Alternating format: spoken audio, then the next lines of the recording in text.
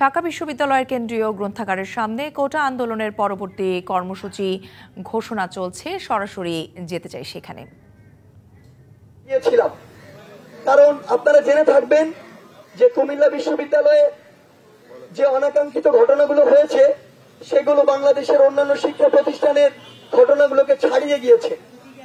সেখানে rubber bullet নিক্ষেপ থেকে শুরু করে টিয়ার শেল নিক্ষেপ পর্যন্ত হয়েছে এবং 30-এর অধিক শিক্ষার্থী আহত হওয়ার খবর পাওয়া গিয়েছে।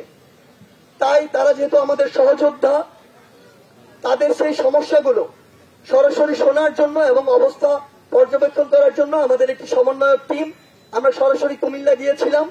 সেখানে কুমিল্লা বিশ্ববিদ্যালয়ের যারা সমন্বয় করছেন সাধারণ শিক্ষার্থীবৃন্দ এবং কুমিল্লা জেলা পুলিশ, আমরা সরাসরি জেলা পুলিশ সুপারের কার্যালয়ে গিয়ে জেলা পুলিশের সকল ঊর্ধ্বতন যারা কর্মকর্তা রয়েছেন তাদের সাথে আমরা প্রায় 2 ঘন্টার অধিক সময় একটি বৈঠক করি। আমরা আমাদের জায়গা থেকে স্পষ্ট করেছি যে আমরা এতদিন আমাদের জায়গা থেকে দেখেছি যে প্রশাসন আমাদেরকে সর্বোচ্চ সহযোগিতা করার চেষ্টা করেছে, আইন শৃঙ্খলা বাহিনী তাদের জায়গা থেকে চেষ্টা করেছে। সেই জায়গা থেকে আমাদেরও সর্বোচ্চ সচেষ্ট আমরা রয়েছি তাদেরকে সহযোগিতা করার বিষয়। কিন্তু যেহেতু আমরা একটি যৌক্তিক ও ন্যায়সঙ্গত আন্দোলনের রাজপথে রয়েছি, এখানে আমাদেরকে যদি কোনোভাবে উস্কে দেওয়া কিংবা ছাত্র সমাজের এই যে একটি যৌক্তিক চাওয়া নিয়ে যে একটি মত তৈরি হয়েছে পুরো দেশব্যাপী, সেটিকে বিভ্রান্ত করার বা অন্য কোনো খাতে নেওয়ার চেষ্টা করা হয়, তাহলে আসলে এটি কোনো ভালো ফল বয়ে আনবে না। আমরা সবশেষে কুমিল্লা বিশ্ববিদ্যালয়ে যারা সমন্বয় করছেন তাদের সাথে কুমিল্লা জেলা পুলিশ এবং প্রশাসনের যারা রয়েছেন সকলের একটি সুন্দর সমন্বয় যেন গড়ে ওঠে, সেজন্য আমরা কিছু গুরুত্বপূর্ণ কার্যক্রম হাতে নিয়েছি এবং আমরা আশা করি যে এই ধারাবাহিকতা রক্ষা হওয়ার মাধ্যমে শুধু কুমিল্লা নয় বরং পুরো বাংলাদেশে আমাদের যে ন্যায়সঙ্গত ও যৌক্তিক দাবি সেটিকে সামনে রেখে আমাদের এই আন্দোলন ততদিন চলমান থাকবে যতদিন কোটার যৌক্তিক সংস্কার হওয়ার মাধ্যমে জাতীয় সংসদে কোনো আইন না পাশ হচ্ছে।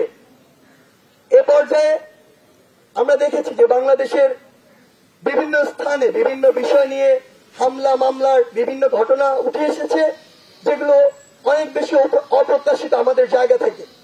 এ বিষয়ে এ পর্যায়ে বক্তব্য উপস্থাপন করবেন আমাদের পক্ষ থেকে বৈষম্য বিরোধী ছাত্র আন্দোলনের অন্যতম সমন্বয়ক আসিফ মাহমুদ। নগদের কাছে সব গ্রাহকই প্রিয়, তাই তো সারা দেশে ক্যাশ আউট চার্জ সবচেয়ে কম। সাংবাদিক বন্ধুগণ, আপনারা জানেন গত 11 জুলাই বরাবরের মতোই আমরা আমাদের শান্তিপূর্ণ কর্মসূচি ঘোষণা করেছিলাম। বাংলাদেশে আমরা ব্লকেট ঘোষণা করেছিলাম, কিন্তু আমরা দেখতে পেলাম প্রশাসনের পক্ষ থেকে, পুলিশের পক্ষ থেকে এবং বিভিন্ন জায়গায় সরকার দলীয় ছাত্র সংগঠনের পক্ষ থেকে আন্দোলনকারীদেরকে বাধা প্রদান করা হয়। এর মধ্যে চট্টগ্রাম বিশ্ববিদ্যালয়ে নারী পুলিশ দিয়ে নারী শিক্ষার্থীদের উপর হামলা চালানো হয়, সাধারণ শিক্ষার্থীদের উপর লাঠিচার্জ করা হয়। কুমিল্লা বিশ্ববিদ্যালয়ে পুলিশ গুলি বর্ষণ করে এবং 20-এর অধিক ছাত্ররা আহত হন। শেরেবাংলা কৃষি বিশ্ববিদ্যালয়ে পুলিশ লাঠিচার্জ করে শিক্ষার্থীদেরকে আহত করে। রাজশাহী বিশ্ববিদ্যালয়ে ক্ষমতাসীন ছাত্র সংগঠনের সভাপতি আন্দোলনকারীদেরকে মারধর করে এবং হল থেকে বিতরণ করে। টাঙ্গাইলে মাওলানা ভাসানী বিশ্ববিদ্যালয়ে পুলিশ বাধা ও হামলা করে। সিলেট সুনামগঞ্জে সাবিপ্রবিতে পুলিশ লাঠিচার্জ করে এবং আন্দোলনরত শিক্ষার্থীদেরকে আহত করে।